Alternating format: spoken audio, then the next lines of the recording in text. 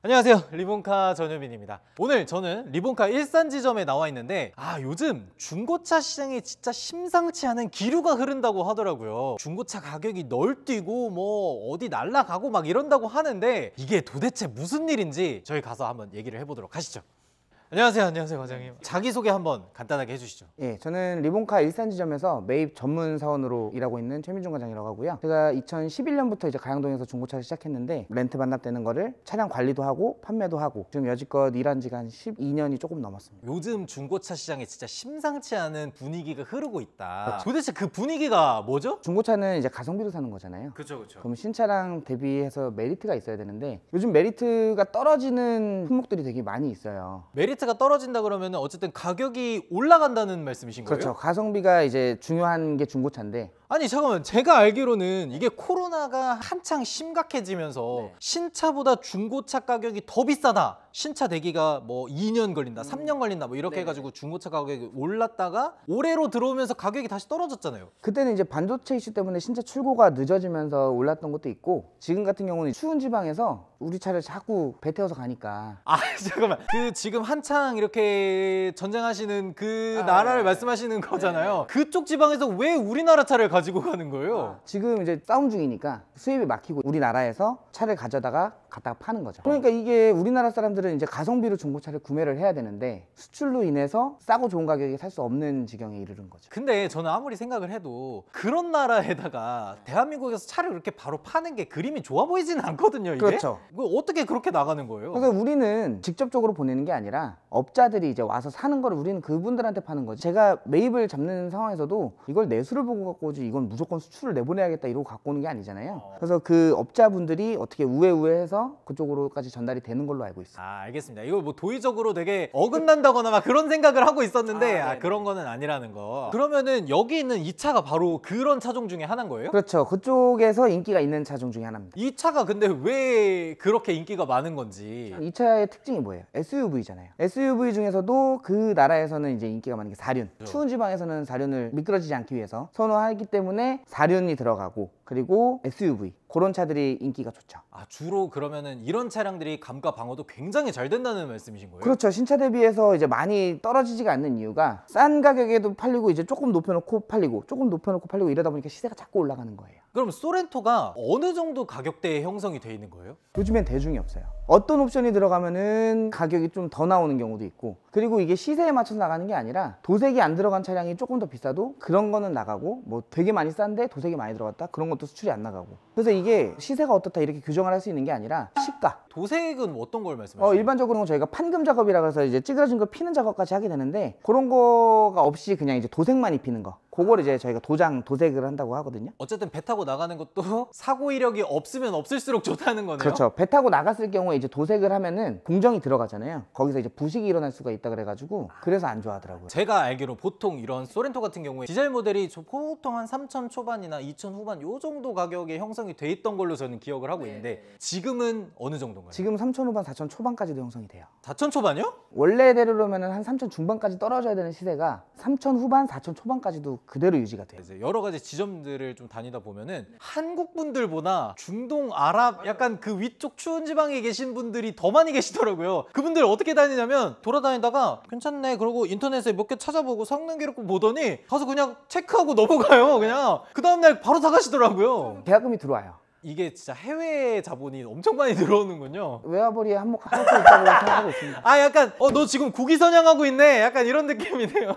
이게 지금 수출 나가는 차량들이 워낙 많아지다 보니까 시세가 아예 다 망가진 거네요. 그래서 이제 신차를 지금 고려하시는 분들도 구독자 중에는 있으실 거라고 생각을 하는데, 신차를 사실 때 만약에 SUV를 생각을 하신다 그러면 굳이 가솔린이 아니라면 디젤에 4륜은 꼭 넣으시는 게 좋고. 어쨌든 그런 것들은 옵션을 넣는다고 하더라도 옵션을 다 뽑을 수 있는 거잖아요. 그렇죠. 옵션 가격 다 뽑는다고 생각하시면 돼요. 근데 거기에 더해야 될 게 이제 우리나라 내수도 그렇지만 그쪽에서도 썬루프에다가 이제 반자율주행 들어가는 걸 선호해요. 그래서 제가 지금 저도 이제 매입을 하고 있지만 판매도 판매도 신경을 써야 되는 위치이기 때문에 드라이브 와이즈, 뭐 스마트 센스, 그런 반자율 주행에다가 썬루프 들어간 거 있으면 저는 무조건 사요. 이거는 신차를 사실 때도 꼭 알고 계셔야 되는 옵션이겠네요. 그러면은 어쨌든 국산차 수출이 워낙 호황이다 보니까 중고차 시장에서도 가격을 높게 받고 내수에 있는 우리나라 국민들이 사기엔 살짝 부담스러운 가격대로 형성이 돼 있다는 거네요. 그러니까요. 아, 이거 진짜 중고차 시장 분위기가 심상치 않은 건 맞네요. 그리고 이제 판매할 때 뭐 여기저기 이제 어플도 많고 플랫폼 많잖아요. 근데 저희 리본카로 연락을 주시면 제가 직접 방문을 드려서 차량의 가치도 매겨드리고 고가에 매입도 해드릴 수 있으니까 저희 일산 지점으로 한번 연락을 주시면 감사하겠습니다. 저희 홈페이지 들어가 보시면은 타사 견적 받은 거에다가 30만 원 더 얹어서 드리는 그런 프로그램도 있으니까 저희 홈페이지 방문해 주셔갖고 그런 것도 알아보시는 것도 괜찮은 방법일 것 같아요. 그러면 국산차는 요즘 가성비 있게 사긴 살짝 애매한 것 같은데 가성비 있는 차는 없나요? 예전에는 제가 굳이 왜 수입차를 타세요? 뭐 옵션 좋게 국산차를 타시면 되지 이렇게 말씀을 드렸었는데 요즘엔 오히려 제가 수입차를 더 타시라고 말씀을 드려요. 아, 수입차를요? 요거 제가 매입을 해온 차량이에요. 지금 3 시리즈 GT M 스포츠 프리미엄 20년식 모델인데 이게 지금 신차 가격이 6천이 넘는데 지금 3천 중반대 가격이 형성돼 있거든요. 3천 중반이요? 근데 3천 중반이면 얘보다 싸잖아요. 그렇죠. 네, 사실 뭐 목적이 다른 차기는 한데 요 정도 가격의 수입차를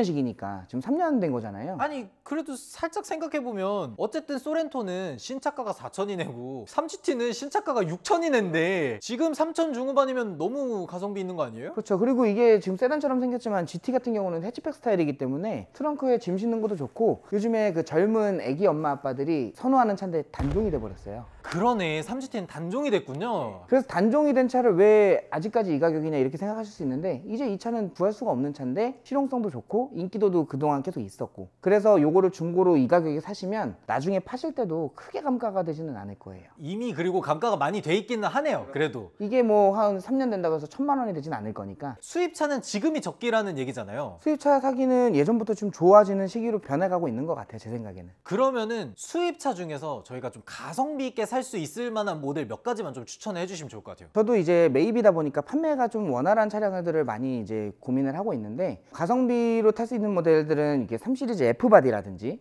F바디 명차죠. 수입차를 입문할 때는 3 시리즈를 거치지 않고 가는 사람이 없죠. 그렇죠. 그리고 이제 경쟁 모델 C클래스. 예전엔 아우디도 경쟁 모델로 봤는데 요즘엔 아우디가 이제 많이 주춤해가지고 BMW랑 벤츠 양대 구도로 가고 있는 것 같아요. 이제는 독3사라고 하기는 살짝 애매하고 독2사.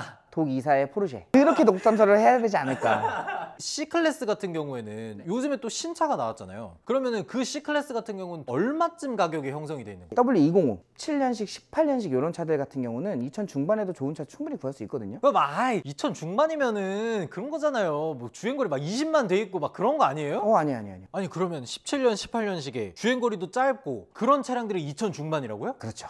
아니 그러면 아반떼를 왜 사? 물론 새 차 느낌은 있겠지만 아반떼 2,500 주고 살 바엔 저 같으면 C클래스 3 시리즈 살 것 같아요. 수입차 어쨌든 엔트리 세단이긴 하지만 그거를 2천만 원대에 노려볼 수 있다는 거는 진짜 좋은 기회이긴 하네요. 지금 엔트리라고 말씀을 하셨는데 그건 기본 모델이 아니고 옵션 좋은 모델들이 그래요. 그러면 320D도 뭐 N스포츠, N퍼포먼스 이런 거 들어가 있고 그렇죠. C200도 조금 뭐 C220D 포매틱 같은 거. 포매틱은 조금 더 올라가긴 하지만 네. 그리고 이제 소비자들이 아유 그럼 뭐해 정비성이 떨어지는데 뭐 정비 비용이 높아지는데 이렇게 생각을 하시는데 물론 그거는 국산차보다 조금 비쌀 수 있는데 사고가 나지 않는 이상 정비비는 그렇게 많이 들어가진 않아요. 이렇게 말하면 제가 카푸어를 양산하는 느낌이 좀 들 수는 있어서 조금 조심스러운데 예전에는 국산차가 무조건 좋다고 생각해서 국산차만 타다가 지금은 수입차 2대 운영하고 있거든요. 아유 수입차를 2대나요? 이건 제가 돈을 많이 벌어서 그런 게 아니라 제가 2300 포매틱을 타고 있는데 연비가 많이 떨어지잖아요. 요즘 유가가 비싸니까 3 시리즈 옛날 버전 가성비로 디젤 차를 하나 사가지고 업무용으로 돌아다니는 용으로 쓰고 있습니다.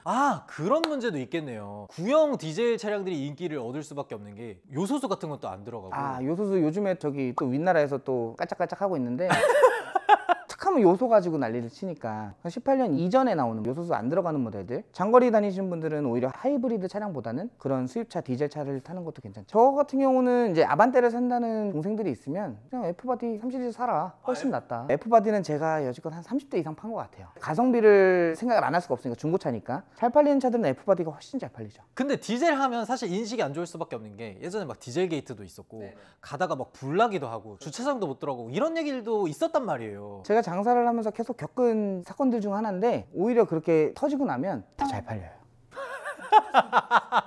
아니 왜 왜요? 사러 오셔가지고 이거 불 안 나요 이러면은 이거 리콜 받으시면 되고 지금 당장 이게 문제 있는 차가 아니다. 사실 불날 확률이 크지는 않은데 매스컴에서 보도를 하는 것 때문에 그렇다 이렇게 잘 말씀을 드리면 오히려 지금 싸게 잘 산다고 사시는데 그런 이슈가 있을 때마다 불안을 느낀 적은 한 번도 없어요. 아, 이슈가 있어도 잘 팔린다. 오히려 지금 국산차들도 뭐 결함이 있네, 뭐가 안 좋네, 여러 가지 있어도 잘 팔리잖아요. 똑같은 거예요. 오히려 뉴스에서 그렇게 게이트가 뭐가 터지면 광고를 하는 느낌이 들 정도로 약간 노이즈 마케팅 그런 거예요? 좋더라고요.